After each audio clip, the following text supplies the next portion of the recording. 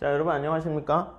자, 여러분 이번 시간에는요 한 방에 끝내는 공기업 전공 필기 경제학인데요, 챕터 11장 내용을 같이 보도록 하겠습니다. 우리가 생산물이 거래되는 실물시장이 있고요, 그 이면에 화폐가 거래되는 화폐시장이 있습니다. 지금은 화폐시장에 대해서 한번 살펴보려고 합니다. 자, 화폐시장은요 역시 화폐가 거래되는 수요와 공급으로 이루어져 있고요, 먼저 공급에 대해서 보고 수요에 대해서 보도록 하겠습니다. 자, 그런데 화폐 시장을 다루기 전에 도대체 화폐란 도대체 정체가 뭐야? 그거에 대한 내용을 좀 살펴봐야 될 것 같습니다. 그래서 화폐라는 게 도대체 뭐지? 이거에 대한 내용을 살펴볼게요. 그게 바로 화폐의 기능과 측정 이렇게 나와 있고요. 그 다음에 화폐가 이제 주도적인 역할을 해서 어떤 윤활유 역할을 하는 그런 시장을 우리가 금융시장이라고 하는데요. 이 금융시장과 금융제도에 대해서 한번 살펴보도록 하겠습니다. 자, 이게 됐으면 우리가 이거를 좀 단순화시켜서요, 화폐 시장만 초점을 맞춰서 볼 거예요. 금융시장 안에는 뭐 화폐만 있는 게 아니라 채권, 주식, 여러 금융상품들이 있잖아요. 그 중에 화폐에 국한해서만 살펴볼 텐데, 화폐 시장이기 때문에 수요 공급으로 우리가 살펴보게 될 것이고요. 이 화폐 시장에서 중요한 역할을 하는 게 바로 이자율이 또 중요한 역할을 하게 됩니다. 그래서 통화량을 조정한다거나 이자율을 조정하는 그런 정책을요, 우리가 통화정책 이렇게 얘기를 하게 됩니다. 자, 먼저 화폐 기능과 측정 이렇게 한번 살펴보도록 하겠습니다. 여러분, 화폐가 돈인데요, 돈이 도대체 뭘 돈이라고 할까요? 돈. 자, 이게 그냥 돌고 돌아서 돈이다 그런 얘기도 있고요, 영어로는 money 이렇게 얘기하는데, 그 모네타라는 뭐 그런 용어에서 뭐 이렇게 유래했다라는 얘기도 있습니다. 아무튼 이 돈에 대해서, 화폐에 대해서 뭔가 정의를 내려야 되는데 너무 개념 정의가 어려워요. 그래서 경제학자들이 이렇게 했습니다.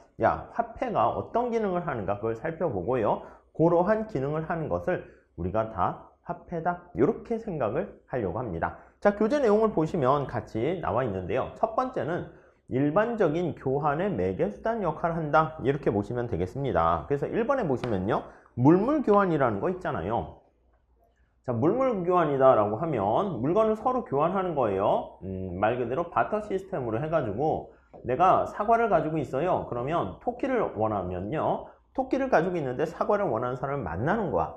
그래서 서로 직접 교환을 하는 거죠. 근데 또 문제가 있어. 내가 토끼를 사기 위해서 사과를 10개 주려고 했는데 저 사람은 사과를 20개 달래. 그럼 또 이게 잘 안 맞을 수 있잖아요. 그렇기 때문에 이렇게 직접 교환하는 물물 교환 방식은요, 거기 나와 있는 것처럼 욕망의 이중적 일치 이런 표현이 있어요. 아니, 둘이 원하는 바가 욕망이 쌍방이 일치해야 되는데 이 두 개가 일치를 못하는 경우가 발생합니다. 그래서 이중적 일치가 어려워 이렇게 돼요. 어려워.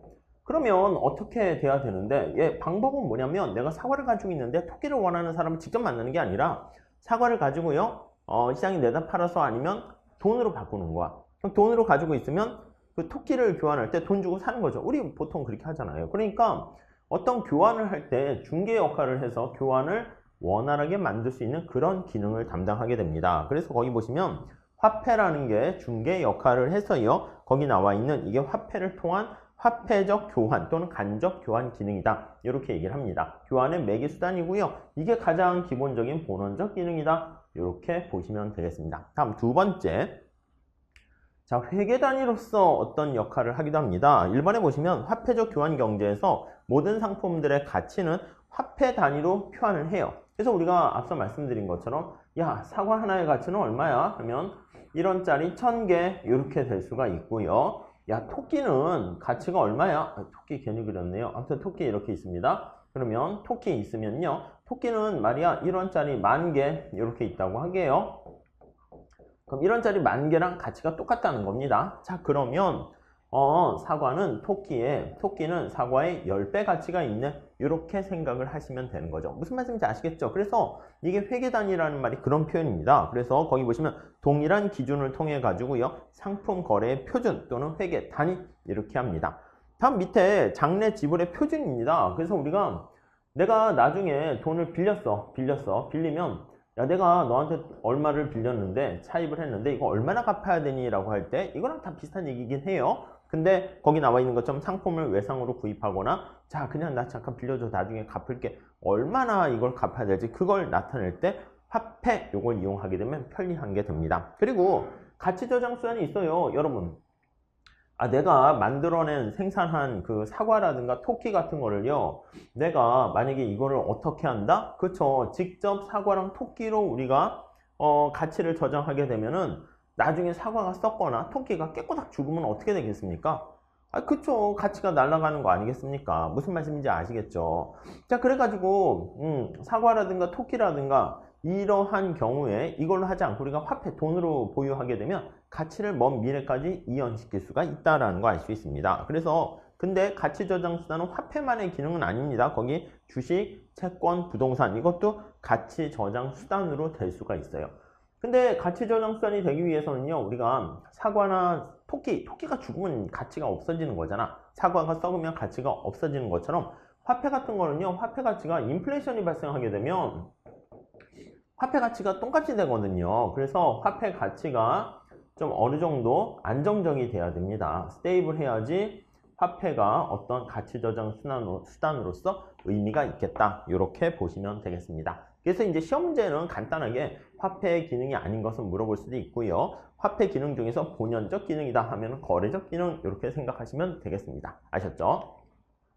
자, 그럼 화폐는 어떻게 발달했을까? 이것도 약간 수능 문제입니다. 그래서 넣어놓긴 했는데 그냥 가볍게 보시죠. 처음에는 물건이 화폐로서의 역할을 했다가 그 다음 이제 여러 가지 부작용이 있는 거죠. 무겁고 쌀 막 들고 다니기도 그렇고 이렇게 되니까 금속 화폐를 만들었고요. 그 다음 이제 지폐, 법화로 만든 것입니다. 그 다음 이제 예금 화폐, 전자 화폐, 사이버머니 아니면 뭐 비트코인 이런 것도 화폐로 인정 아직은 받고 있지 않지만 그런 것도 화폐로서의 기능을 하게 되면 우리가 비트코인도 화폐다 이렇게 얘기를 할 수가 있어요. 그래서 거기 보시면 물품 화폐는 이게 말 그대로 상품 자체가 이제 화폐 역할을 하게 되는 겁니다.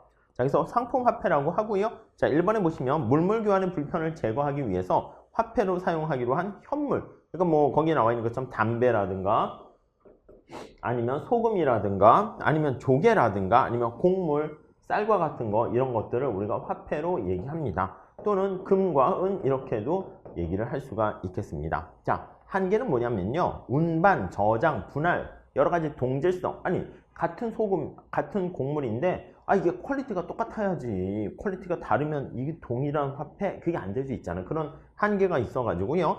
이제 좀 약간 금속 화폐로 만듭니다. 그래서 거의 금과 은 같은 경우에는 거기 나와 있는 것처럼 여기도 뭐 들어가긴 했지만 이걸 조금 이제 모양을 만들게 되는 거죠. 그냥 단순한 금덩어리 이게 아니라 그래서 금, 은이 물품 중에 내구성이 강하고요. 또 동질적이고 분할과 또 휴대하는데 편리하기 때문에 그리고 이 금속 화폐는 금과 은을 주로 이제 화폐로 사용하게 되는데 금만 화폐로 사용하자라는 것을 금본위 제도라고 그러고요. 금과 은을 같이 화폐로 사용하자라는 것을 복본위 제도 이렇게 얘기합니다. 이해 가십니까? 자, 그런데 이 금과 은 같은 거는요. 거기 2번에 나와 있는 것처럼 상품으로서의 가치, 그 소재 가치라고 얘기합니다. 그게 화폐로서의 가치, 명목 가치가 같아요.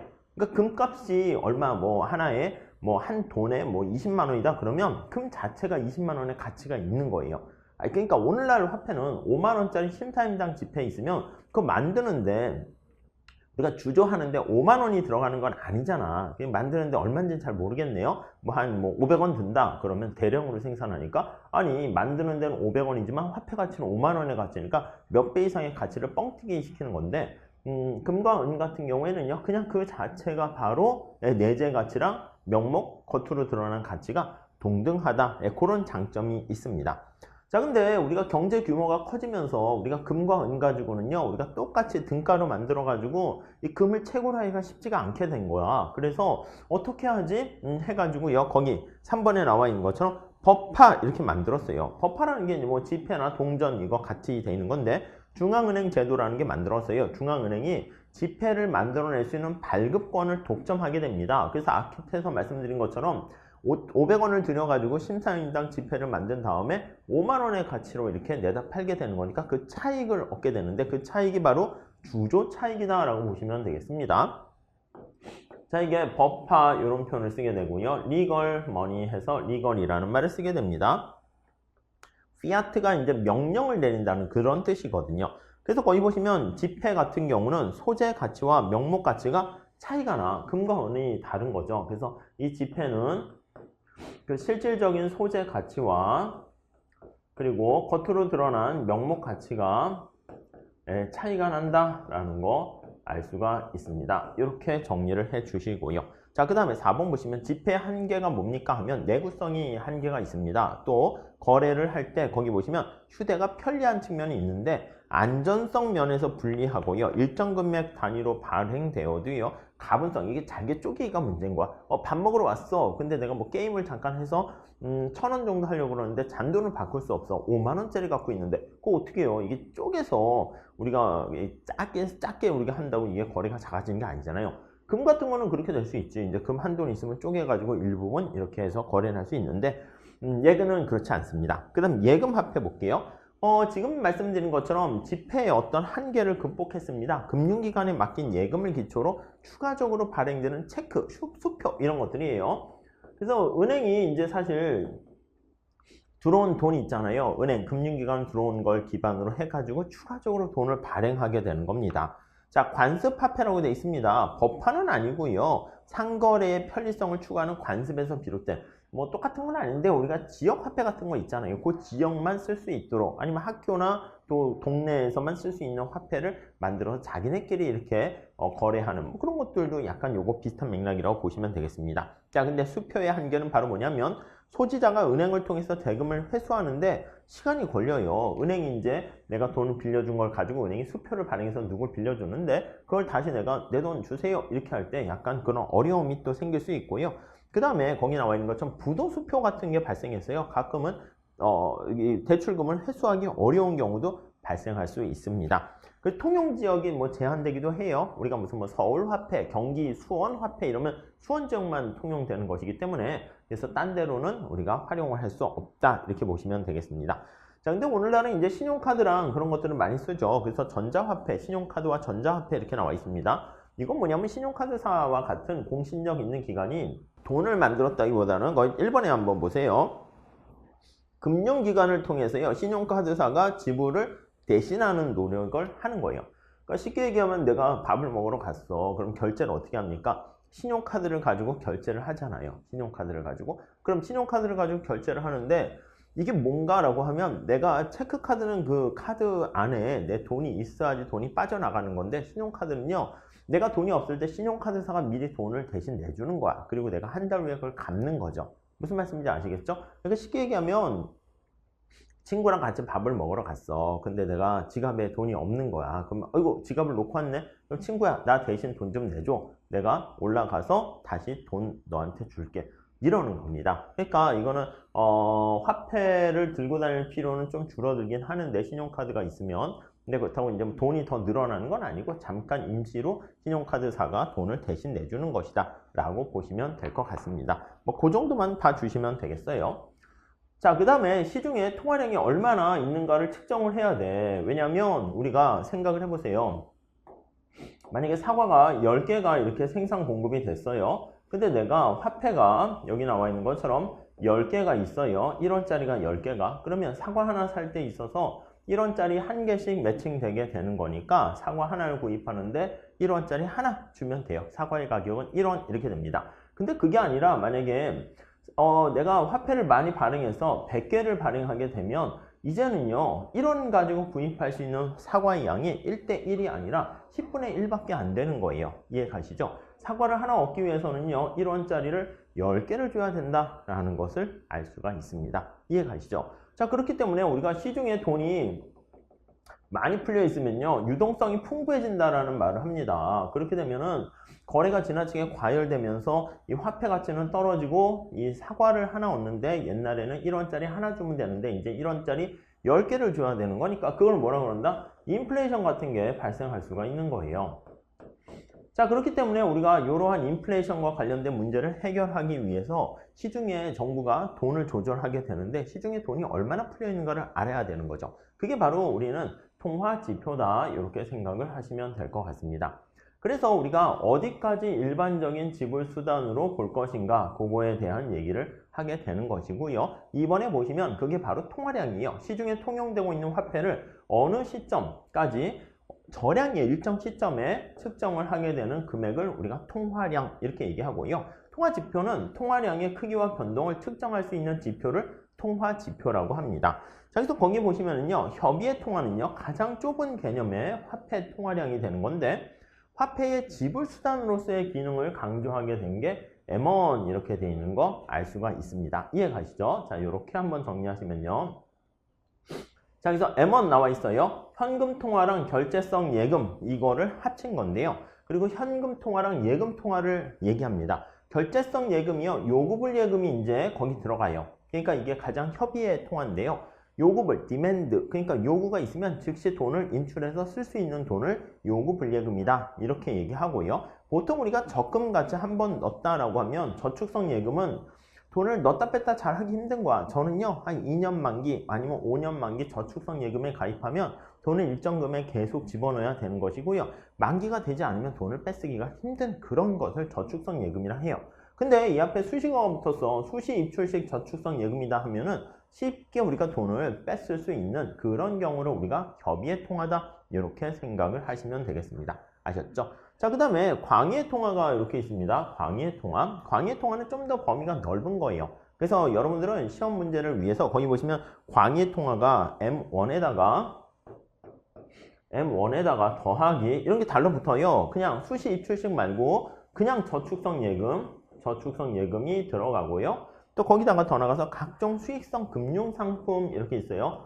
각종 수익성 금융상품 이렇게 나와 있는데 지금까지 시험 문제에서는요. 이 뒤에까지 잘 물어보진 않아요. 그래서 여러분들의 암기력을 테스트하는 게 아니기 때문에 시험 문제는 이 협의의 통화가 어떤 게 포함되는가 그것만 잘 체크하시면 될 것 같고요. 광의의 통화 저축성 예금 포함한 그 광의의 통화는 M1에다가 더 추가되는구나 라고 보시면 될 것 같습니다. 그래서 거기 교재 보시면 각종 수익성 금융상품이라든가 그런 것들 거기에 설명이 나와 있는데 그냥 참고로 보시면 되겠습니다. 그리고 금융상품 유동성은 가장 범위가 큰 그래서 화폐의 어떤 통화 지표다 이렇게 보시면 될 것 같습니다. 자, 그리고 더 나가서 또 광의의 더 큰 유동성, 금융기관 유동성 이렇게 나눠지게 되는 것이고요. 여기 나와 있는 협의의 통화 M1에다가 자꾸 이렇게 더해져서 우리가 시중에 돈이 얼마나 풀려 있는가 그걸 정확하게 범위를 가지고 얘기를 우리가 하게 된다라고 보시면 될 것 같습니다. 무슨 말씀인지 아시겠죠? 그래서 시험 공부를 위해서는 M1 정도만 하시면 우선 될 것 같습니다. 자, 그렇게 보시고요. 그 다음에는 금융과 금융제도에 대해서 살짝 보도록 하겠습니다. 여러분, 금융이라는 것은요, 파이낸스라고 얘기하는데, 금 하면은요, 우리가 돈을 얘기합니다. 앞으로 금이 돈이에요. 금. 그래서 우리가 금자가 들어가면 돈과 관련된 게 많이 이렇게 있어요. 돈, 이렇게 보시면 돼요. 금융, 자금, 금리, 다 이런 게 돈이다라고 보시면 돼요.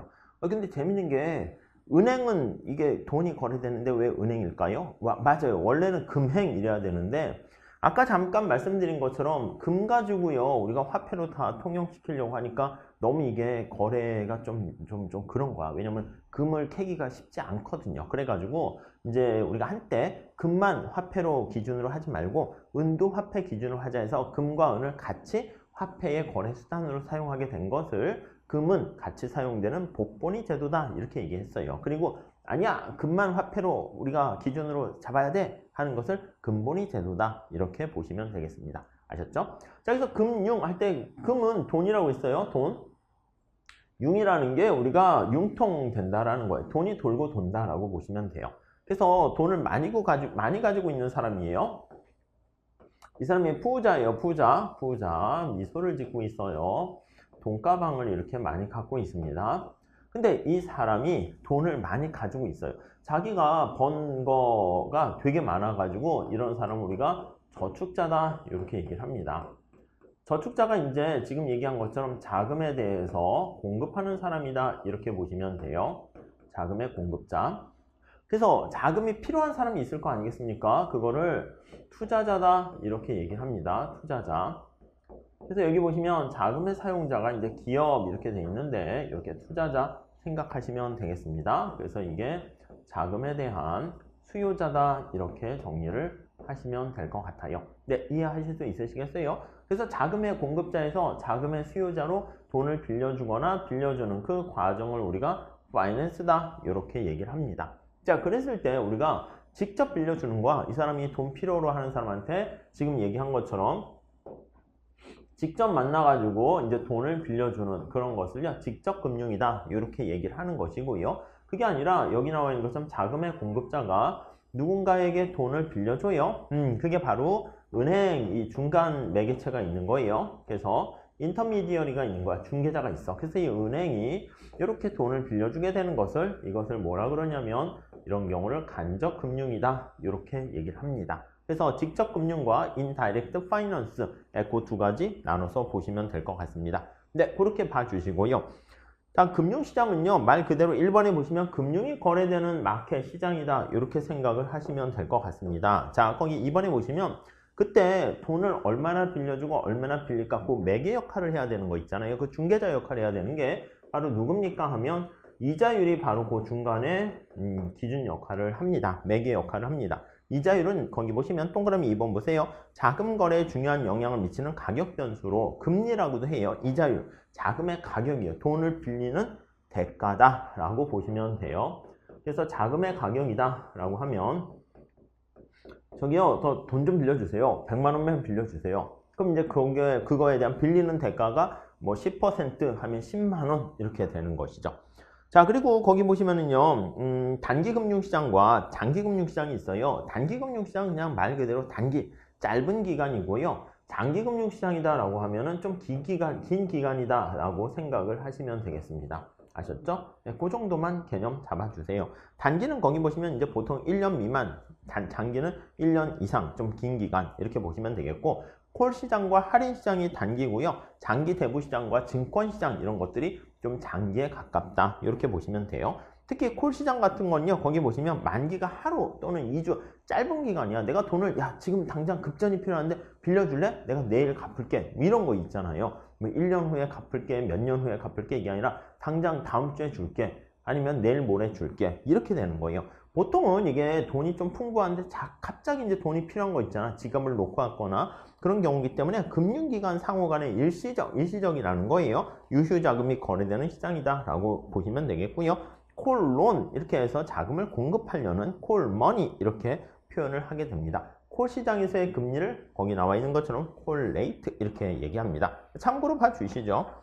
자, 그 다음에 거기 보시면 뭐 할인 시장 이런 것도 나와 있는데 여기 나와 있는 어음, 통화안정증권, 양도성 예금증서, 환매조건부 채권이에요. 죄송해요. 재정증권 등이 거래가 되는 시장이다 라고 생각을 하시면 되겠습니다. 아셨죠? 뭐 그 정도만 잘 봐주시면 될 것 같고요. 밑에 뭐 어음과 통화증권, 양도 예금증서 등등등 얘기가 나와 있는데 그거는 그냥 여러분들이 참고로 봐주시면 되겠습니다. 그리고 증권시장은 앞에서 말씀드린 것처럼 장기 자금이 조달되는 시장으로서요. 보통 주식과 채권이 발행되는 시장이다. 그리고 유통되는 시장이다. 이렇게 보시면 될 것 같습니다.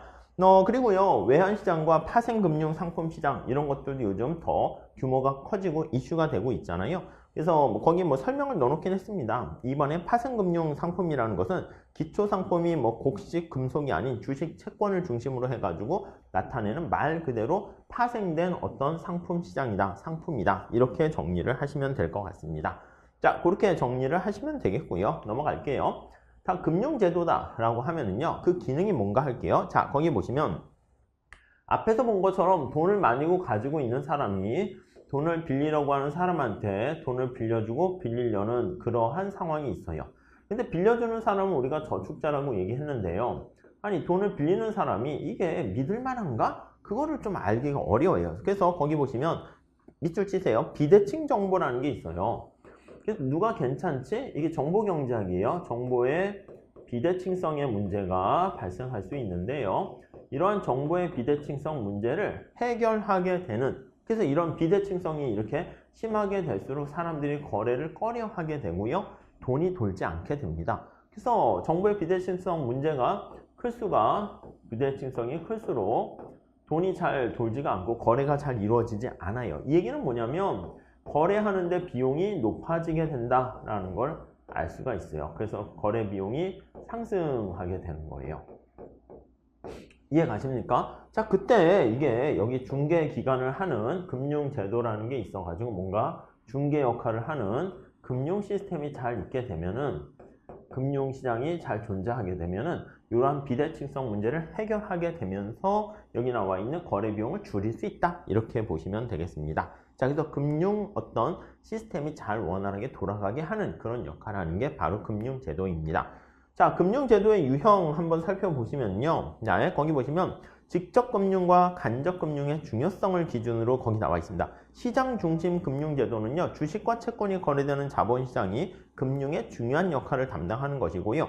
은행 중심 금융제도는요, 말 그대로 은행이 있는 거예요. 그래서 그냥 직접적으로 말 그대로 직접금융이에요. 돈을 빌리고 빌려주는 사람이 서로 간에 직접적인 다이렉트리 서로 돈을 주고받는 그런 시장을 직접 금융시장인데 거기에 나와 있는 거죠. 시장을 이용하는 거예요. 시장. 중개기관을 이용하지 않고. 그래서 주식을 발행한다거나 아니면 채권을 그냥 우리가 구입을 하는 거야. 뭐 삼성전자 주식을 구입하면 어떻게 됩니까? 말 그대로 주식을 갖고 내가 지분을 갖고 그 다음에 삼성전자에게 내가 돈을 이렇게 빌려주게 되는 것이죠. 무슨 말씀인지 이해되시죠? 중간에 은행 같은 거 필요 없는 거예요. 돈을 내가 빌려줬고 그만큼 일정 지분을 갖거나 아니면 나중에 얼마만큼 이자랑 해서 원금을 우리가 받게 된다 이렇게 생각하시면 되겠고요. 그게 아니라 간접금융이라는 게 이렇게 있을 수도 있는데 이 간접금융은 이제 말 그대로 은행이라는 게 중간에 매개로 들어가 있는 거다라고 보시면 돼요. 그래서 은행 중심 금융제도 이렇게 있죠. 은행이 중추 역할을 하게 되는 것을 우리가 간접금융제도다 이렇게 생각을 하시면 되겠습니다. 자, 그 다음에 금융기관의 업무 영역을 제한하는 정도의 기준으로 해가지고요. 전업과 겸업 이렇게 또 나뉘기도 해요. 자, 여기 하나 있고요. 다른 하나는요. 전업주의다라고 하면은 이게 다른 걸 못하는 거야. 전업이에요. 전업. 그리고 겸업이라는 게 있어요. 겸업은 이것저것 같이 하는 거예요. 겸업. 우리가 교수 중에서도 겸임교수 이거 하면은 자기의 본업이 있으면서 강의를 위주로 나오면서 교육에 담당한다. 이렇게 생각하시면 되겠어요. 자, 그래서 전업이라는 것은 거기 한번 볼게요. 은행, 증권, 보험 등 여러 금융 서비스가 해당 금융 전문기관에 의해서만 제공되는 경우 해당하는 것이고요. 겸업은 은행, 증권, 보험 이런 것들을 같이 함께 취급하게 되는 방식이다라고 생각하시면 될 것 같습니다. 자, 그렇게 봐주시고요. 최근에 세계 금융제도의 변화 어떻게 있습니까? 뭐 그냥 살짝 상식으로 좀 봐주세요. 첫 번째는요, 금융 규제가 완화되고 자유화되는 측면이 있어요. 근데 이제 코로나 사태로 인해 가지고 어떻게 될지는 좀 잘 모르겠지만 금융 제도가 좀 완화되고 있어요. 규제가 완화되고 있어요. 규제라고 쓰는 게 더 낫겠네요. 그 다음에 이제 거기 보시면 금융의 어떤 증권화. 그래서 금융의 증권화가 된다는 것은요, 거기 나와 있는 것처럼 앞에서는 은행의 역할과 주식회사의 역할, 주식 담당하는 증권회사의 역할이 차이가 있었는데 거기 나와 있는 것처럼 직접 금융 비중이 높아지면서 겸업주의가 더 이렇게 증가하게 돼요. 그래서 막 증권회사에서도 뭐 금융 시스템 상품을 팔기도 하고 뭐 등등등 보험도 가입하고 막 이렇게 없어지게 되는 거죠. 경계가. 그 대표적인 게 방카슈랑스입니다. 그래서 벌써 은행에서 보험 업무까지 옛날엔 보험회사에서만 했었는데 그 경계가 허물어진 거다라고 보시면 되겠고요. 또 금융의 국제화가 있습니다. 그래서 이제 금융시장은 더 우리 그냥 실물시장보다 평평해지는 그런 특성을 보이고 있는 거죠. 그래서 거기 보시면은 국경을 초월한 금융거래가 이제 크게 늘어나게 되고 대외자산의 어떤 비중이 높아지게 되면서 금융시장이 점차 통합된다라는 거 알 수 있습니다. 근데 이러한 금융 시스템이 너무 자유화되고 이렇게 막 확장하게 되니까 걷잡을 수가 없는 거예요. 그런 문제가 발생해서 2008년 금융위기가 발생한 것도 있잖아요. 그래가지고 다시 최근에는 이게 다시 재규제화 이렇게 하는 문제가 논의되고 있어요. 그래서 너무 지나치게 금융을 놔뒀다가 이게 문제가 너무 심해지는 것이기 때문에 좀 어느 정도 규제를 해야 된다라는 주장들이 각광을 받게 되는 것입니다. 그래서 거기 보시면 거시적인 규제, 미시적인 규제 이런 쪽으로 나눠지게 되고요. 다음 4번 보시면 경제발전과 금융 심화 이렇게 나와 있습니다. 자, 금융 심화다라고 하면은요, 거기 나와 있는 것처럼 경제가 발전하면서요, 한 나라의 실물시장에게 대한 금융 자산에게 비중이 더 커지는 거예요. 그래서 금융의 비중이 그냥 커진다 이렇게 생각하시면 되겠습니다. 비중이 증대된다 이렇게 봐주시면 되겠네요. 오케이? 이해가 되시죠? 자, 그래서 밑에 보시면 금융연관 비율 밑줄 하나 치실까요? 전체 GDP라고 보세요. 명목 GNI 나와 있는데 GDP에서 금융 자산이 얼마나 잔액이 얼마나 큰 비중을 차지하고 있는가 해가지고요. 이것을 금융 연관 비율 이렇게 얘기합니다. 아셨죠? 네, 이렇게 용어 정리만 좀 해주시면 될 것 같습니다. 자, 이렇게 해서 우리가 금융과 금융제도를 중심으로 해서 금융시장에 대한 내용을 살짝 살펴봤고요. 자, 이제부터는요, 화폐 공급에 대해서 한번 볼게요. 자, 화폐를 공급하는 주체는요, 처음에 시드머니로 이제 공급을 하는 자체를 중앙은행에서 이제 공급합니다. 중앙은행이 창구를 통해서 나오게 되는 것을요, 우리가 본원통화다 이렇게 얘기합니다.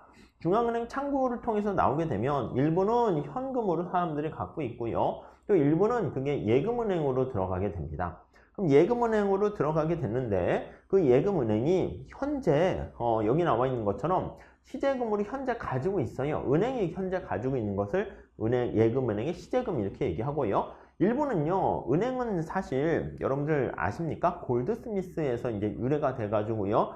돈이 들어온 걸 가지고요. 자기가 이제 원래는 금고 역할을 했어요. 돈을 맡긴 사람들이 내 돈 좀 튼튼하게 안전하게 보관해 주세요 해서 이제 맡아주고 있었는데 그래서 옛날에 예금을 하게 되면 저축을 하게 되면 보관료를 냈었어요. 감사합니다. 이렇게 맡기는 대가를 내는 거죠. 근데 이 돈을 가지고 있는 사람들이 골드스미스 금 세공업자들이라 하는데 그 사람들이 예금은행에 이제 시초가 되는 건데 이 사람들이 돈을 딴 데다 빌려주면서 더 많은 돈을 좀 얻을 수 있게 된 거야. 그러니까 저축했을 때 돈이 100억인데 100억의 일부 한 20억은 자기가 가지고 있다가 나머지를 딴 사람한테 빌려주는 거야. 빌려주는 대가를 받겠죠. 그게 우리가 대출이자가 되는 거 아니겠습니까? 대출이자가 높다고요. 그러니까 자기가 돈 넣고 돈 먹는 그런 역할을 하려면 돈을 많이 걷어들여야 되니까 저축 오히려 보관료를 내는 게 아니라 나한테 맡겨주면 내가 얼마 돈을 주겠다. 그 저축에 따른 예금이자가 되는 거잖아. 그건 한 5% 주고 또 대출할 때 차입할 때 이자가 10%면 5%만큼의 마진을 차익을 얻을 수가 있게 되는데 그러면서 이제 예금은행이 활성화된 거예요. 그런데 예금은행들이 돈을 너무 많이 빌려줬다가 돈을 맡긴 사람이 내 돈 주세요 했더니 돈이 없으면 어떻게 돼? 문제가 되잖아. 그러니까 중앙은행이 전체 금융 시스템의 안정을 위해서 지급 준비를 얼마 해가지고요. 예치금으로 중앙은행 안쪽에다가 이렇게 예치해놔 이렇게 되는 게 지급 준비 예치금입니다. 그러니까 이거는 예치해놨기 때문에 우리가 시중에 돌아다닐 수 없고요. 그래서 우리가 얘기하는 화폐 발행액은 현금 통화랑 예금은행 시제금이다. 이렇게 보시면 될 것 같습니다. 아셨죠? 뭐 그 정도만 보시면 될 것 같고요. 자, 그래서 거기 보시면 밑에 우리 교재 보시면 본원통화라는 그 얘기를 하고 있는데 본원통화는요 중앙은행 창구를 통해서 밖으로 나온 걸 본원통화다 이렇게 보시면 될 것 같습니다. 자, 그리고 지급준비금은요 1번에 보시면 그 설명을 제가 한 게 거기 나와 있습니다. 민간의 예금을 은행은 대출을 통해 가지고 수익을 얻으려고 하니까 가능한 한 많이 대출을 해주려고 합니다. 거기까지 됐죠? 근데 2번 보세요. 법정 지급 준비율은 필요 같은 말이에요. 법정 동그라미 치시고 필요 동그라미 치세요. 예금 인출에 부응하지 못하게 되면 내 돈 주세요 라고 했는데 돈을 못 주게 되면 은행과 같은 금융 시스템이 붕괴가 된다고요. 그렇기 때문에 중앙은행에서 이렇게 하는 거지 법으로 규정을 합니다. 야, 너 말이야. 예금액의 일정 비율을 준비금으로 반드시 보유해야 해. 이렇게 하게 된다는 것이죠. 자, 그래가지고 거기 화살표 보시면 현재 필요 지급 준비율은 요구불예금이 7%, 저축성 예금이 2%. 이건 뭐 바뀝니다. 여기서 어느 정도 키핑을 해줄 수 있도록 유도한다 라고 보시면 될 것 같습니다.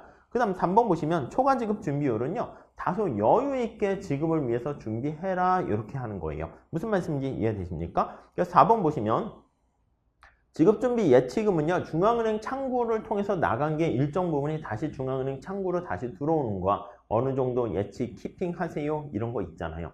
아니 뭐 그런 거 있잖아. 우리가 호텔이나 어디 가게 되면은 예치금을 어느 정도 낸다고요. 이 사람이 물건을 이렇게 뭐 거기서 맛있는 거 냉장고에서 먹고 돈을 안 낸다거나 이런 것들 확인한 다음에 어느 정도 여력이 되는가. 그래서 이제 그걸 확인하기 위해서 보통 잠깐 맡아주는 것이고 나중에는 다시 이게 돌려주게 되는 그런 돈이다 라고 생각하시면 되겠습니다. 자, 그래서 화폐 발행액은 현금 통화랑 예금은행이 금고에 가지고 있는 시제금 이 둘을 합한 것을 화폐 발행액이다 이렇게 얘기합니다. 자, 중앙은행이 이제 본원통화 공급을 통해서 이제 현금을 이제 통화를 공급하게 되는데 본원통화는 어떻게 공급되는가 살짝만 보세요. 자, 본원통화는 중앙은행의 대변, 부채 이거고요. 자산 이렇게 돼 있는 거예요. 자, 그런데 정부가 예금을 하고 경우 여기 들어가고 본원통화가 여기 또 들어가요. 그러니까 이것도 사실 부채에 해당한다라고 생각하시면 될 것 같습니다. 그리고 여기 나와 있는 것처럼 이제 해외 부채, 기타 부채 해가지고 해외 자산, 기타 자산 이렇게 나와 있는 거 살짝 눈으로만 보시면 될 것 같습니다. 그래서 요거 두 개 차이를 이렇게 싹싹싹 정리한 걸 앞에다 순 이렇게 대정부 대출 순 이렇게 표현해서 나타내고 있습니다. 자, 그 다음에 이제 기타 예금 취급 기관의 신용 창조와 예금 통화 공급 이게 나와 있는데요. 자, 거기 보시면 본원적 예금이라고 합니다. 프라이머리 데파짓이라고 하는데 은행 조직 밖에서 은행 조직 안으로 처음에 최초로 들어오는 것을 얘기합니다. 장롱 속에 10만 원이 있었는데 그 10만 원이 A라는 예금은행에 돈이 들어오게 된다라고 하면요. 예금은행 입장에서는 뭐야? 10만 원이 밖에서 들어오는 것이죠. 무슨 말씀인지 아시겠죠? 요구불 예금으로 예치했으니까 이건 바로 뭐냐면 요구가 있으면 바로 뺐을 수 있는 그런 경우다라고 생각하시면 될 것 같습니다. 거기 우리 교재에는요. 기본 가정이 나와 있는데 그냥 그건 살짝 넘어가세요. 당연히 그냥 받아들이셔도 돼요. 저축성 예금은 없고 요구불 예금만 있고요. 저축성 예금까지 현실에서는 있지만 그렇게 하면 모형과 식과 계산 과정이 좀 복잡해져서 그건 빼고요.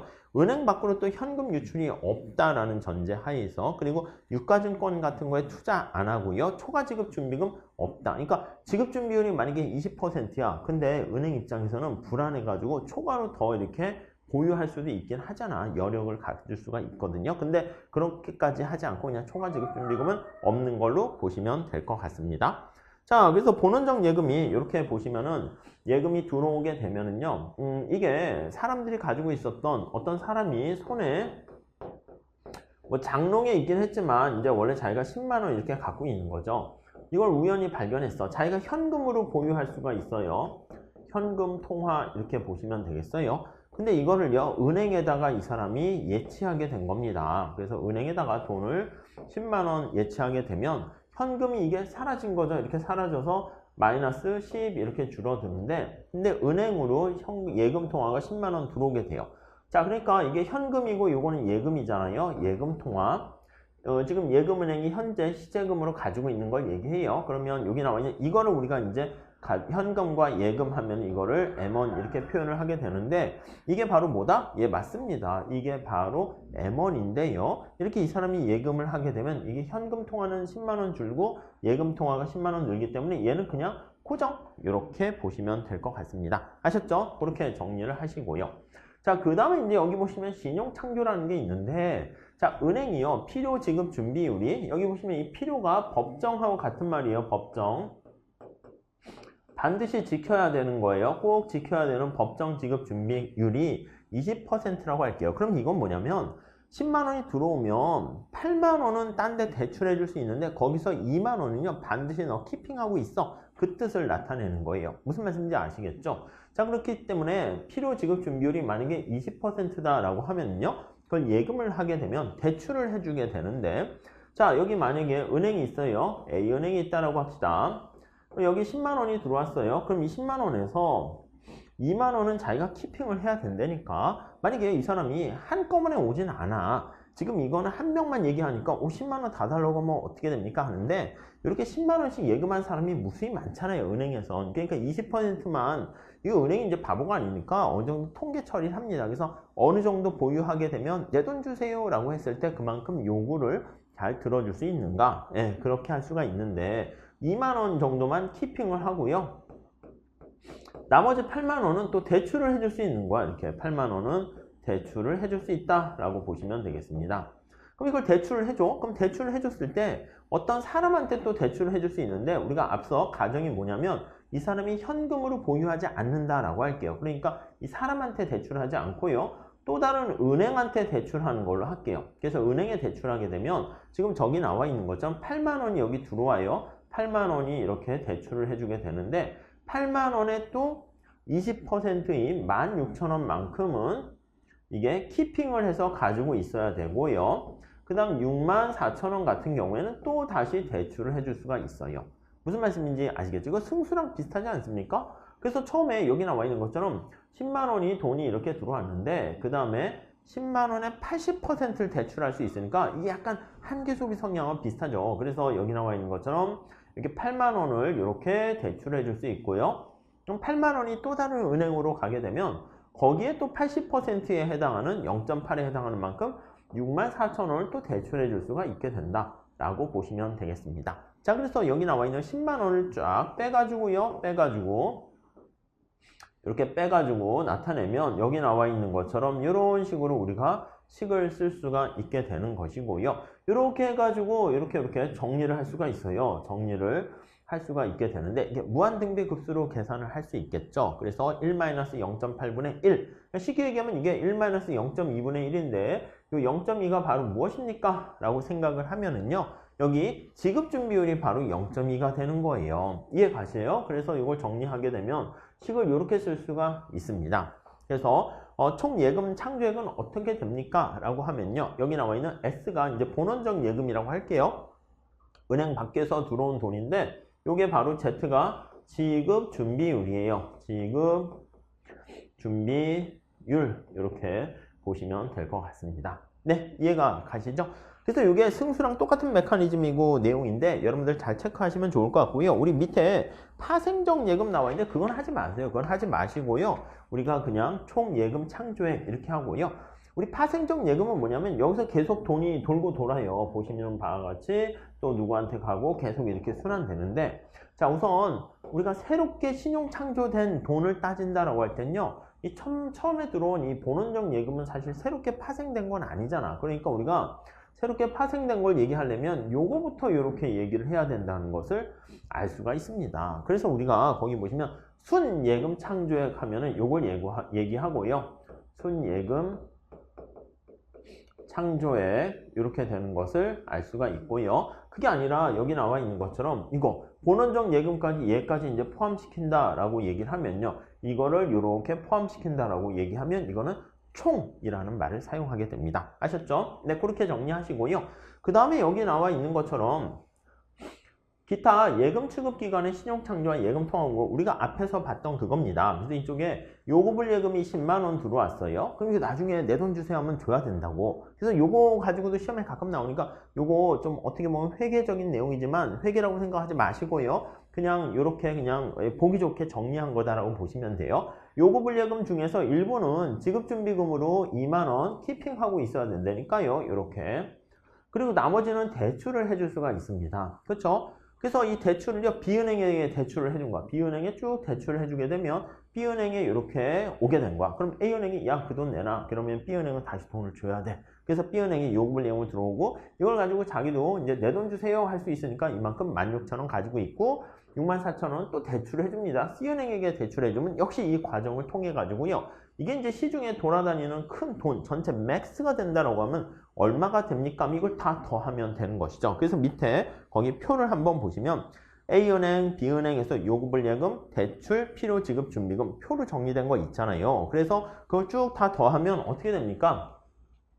이렇게요. A은행에 들어온 요구불 예금에 대출해주고 필요 지급 준비금. 그래서 이게 계속 대출 해주는 거니까 이걸 다 더하게 되면 이게 바로 순예금 창조액이 되는 겁니다. 그래서 이걸 다 합계한 거예요. 처음에 10만 원 들어왔는데 몇 배 효과를 봤어요? 순예금 창조액은 이렇게 4만 원 됐고요. 근데 여기 나와 있는 것처럼 본원적 예금까지 우리가 같이 고려를 하게 되면 그것도 돌아다니는 돈이니까 그렇게 얘기하면은 이렇게 그러니까 지급준비율이 어떻게 됩니까? 이거 지급준비율 다 더하면 본원적 예금하고 똑같아지는 결과를 초래합니다. 그래서 총 예금 창조액은 앞에서 본 것처럼 Z분의 1 해가지고요. 0.2분의 1 하면은 이게 뭐라고? 5배의 효과를 보게 된다는 것을 우리가 확인할 수 있습니다. 아셨죠? 그렇게 정리하시면 될 것 같습니다. 그래서 우리가 이제 약간 공식 비슷한 걸 또 만들어서 사용을 하려고 합니다. 그래서 거기 밑에 신용 승수라고 나와 있는데 그거는 이걸로 그냥 대체해 볼 수 있으니까 이걸로 하시죠. 화폐 공급의 함수다라고 표현을 해요. 이건 바로 뭐냐면 통화 공급, 화폐 공급, 머니 서플라이 펑션 이렇게 표현하는데 우리가 중앙은행 창구를 통해서 밖으로 나간 게 우리가 본원 통화라고 하는데요. 그게 몇 배 이상의 효과를 보여요. 그래서 그걸 고성능화폐라고 얘기합니다. 그래서 본원 통화라는 것은요. 통화량을 몇 배 이상 증가시키는 우리가 승수 효과랑 같은 말이야. 승수 효과를 유발하게 돼요. 그래서 우리가 하이 파워드 머니에서 B라고도 쓰고요. H라고도 써요. 교재에 따라서는. 그래서 H라고도 써요. 하이 파워드의 H라고도 합니다. 베이스 해가지고 B라고 쓰기도 하고요. 자, 그럼 몇 배 이상 됩니까? 하면 본원 통화 대비 통화량이 얼마나 새롭게 만들어졌는가? 우리 약간 이거 느낌이잖아. 정부가 정부 지출을 증가시켰는데 국민소득이 얼마나 됐는가? 이게 바로 승수 이렇게 되는 거니까 그거랑 뭐 비슷하게 생각을 하시면 되겠습니다. 이해 가시죠? 자, 그래서 이게 본원 통화가 증가했을 때 통화량이 얼마나 증가했는가? 이게 바로 승수 이렇게 되는 건데 이 승수 공식을 암기하셔야 됩니다. 우선 첫 번째 공식은요, 두 가지를 보게 될 건데 기본적인 공식은 이걸로 한번 생각하세요. 요거 머릿속에 우선 암기를 해주시기 바랍니다. 암기 이렇게요. 자, 여기서 소문자 C가 바로 뭡니까 하면 소문자 C가 현금 보유 비율이에요. 현금을 얼마나 보유하는가를 나타내는 현금 보유 비율 이렇게 나타내시면 되는데요. 되게 재밌는 거는 이때 기준이 되는 게 뭐냐면 예금 통화인 D가 기준이 된다라고 보시면 될 거예요. 아셨죠? 그래서 이게 또 다른 공식은요. 우리가 나중에 다시 말씀드릴 기회가 있을 거예요. 통화량 대비 M 대비 어떻게 되는가 이걸로 볼 수도 있어요. 아셨죠? 우리가 통화량 M이 있으면 현금을 보유하거나 예금으로 이렇게 보유할 수가 있어요.